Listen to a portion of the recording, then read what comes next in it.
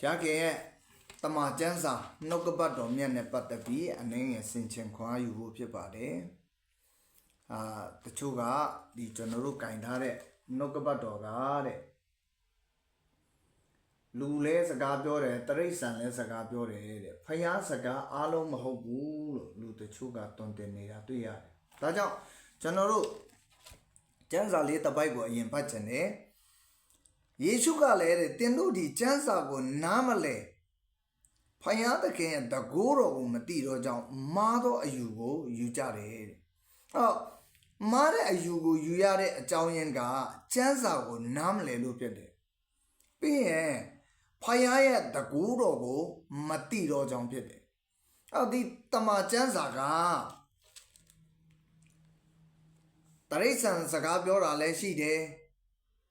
တရိษံကလူကိုမျိုးတာလည်းရှိတယ်တရိษံကလူကိုအစာကျွေးတာလည်းရှိတယ်ဟုတ်ပြီဒါမဲ့ဒီတမန်ကျမ်းစာကဒီလိုပြောတယ်တိမောသေဩဝါဒစာဒုတိယဆောင်အခန်းကြီး3အငယ်16မှာထိုကျမ်းစာရှိသမျှသည်တဲ့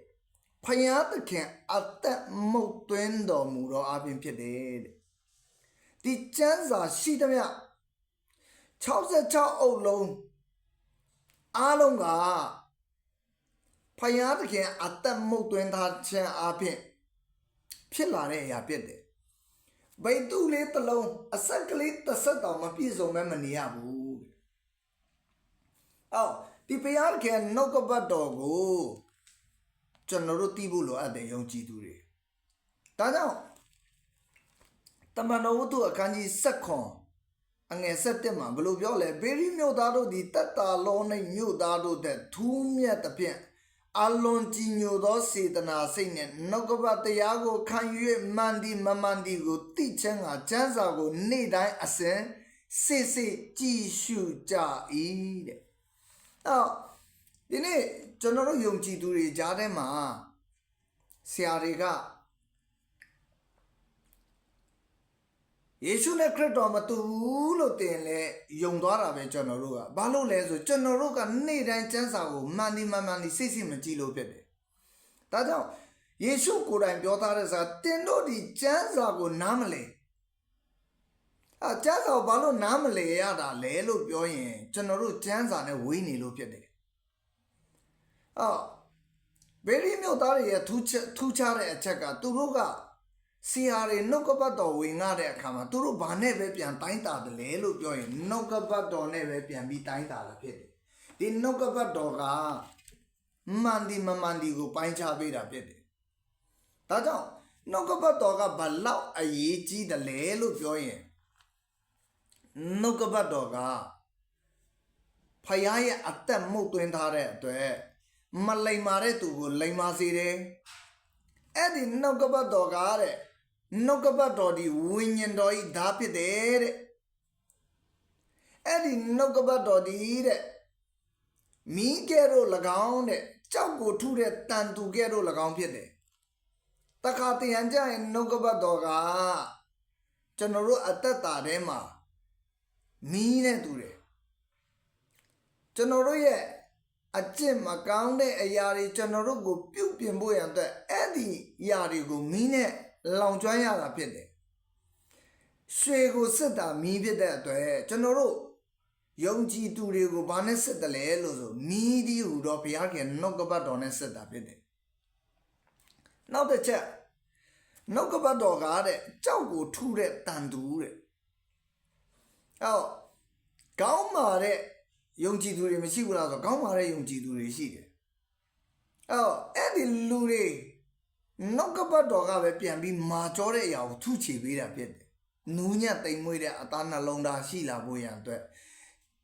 တန်တူတီးဟူတော့ဘုရားရဲ့နှုတ်ကပတ်တော်ကိုလိုတာဖြစ်တယ်နောက်တစ်ချက်ဘယ်လိုပြောတယ်လဲဆိုရင်ဘုရားရဲ့နှုတ်ကပတ်တော်ဒီတဲ့အသက်ရှင်ခြင်းဒီဟေဘရဲအခန်းကြီး4အငယ်7မှာဆိုလဲအသက်ရှင်တယ်တဲ့ပြီးတကိုးနဲ့ပြုတ်ပြင်ခြင်းရှိတယ်တဲ့ဘုရားခင်နှုတ်ကပတ်တော်ကဟာလေလုယာဒါကြောင့်ဒီနေ့ယုံကြည်သူတမန်မိတ်ဆွေတို့ကျွန်တော်တို့အသက်တာထဲမှာနှုတ်ကပတ်တော်မဖတ်လို့မဖြစ်ဘူးဒီကာလကဘုရားတောင်းလာရင်ကျမ်းစာအုပ်မပါလို့မရတဲ့ခေတ်ဖြစ်တယ် ဘာလို့လဲလို့ပြောရင်နှုတ်ကပတ်တော်ကိုဟောပြောနေတဲ့ကျွန်တော်ဆရာသမားတွေလည်းအရန်များတဲ့ခေတ်ဖြစ်တယ်လို့အမားကိုတွင်တင်နေတဲ့သူလည်းအများကြီးရှိတာဖြစ်တယ်ဒါကြောင့်ကျွန်တော်တို့ကနှုတ်ကပတ်တော်နဲ့ပြန်ပြီးချိန်ထိုးပြီးမှန်ဒီမမှန်ဒီကိုဘေရိမြို့သားကဲ့သို့ကျွန်တော်တို့နှုတ်ကပတ်တော်နဲ့ပြန်တိုင်းတာပြီးနားထောင်ဖို့ဖြစ်တယ်နှုတ်ကပတ်တော်ကဘလောက်အရေးကြီးတယ်လဲလို့ပြောရင်နောက်တစ်ချက်ကျွန်တော်ဖတ်ပေးမယ်ဒီနှုတ်ကပတ်တော်က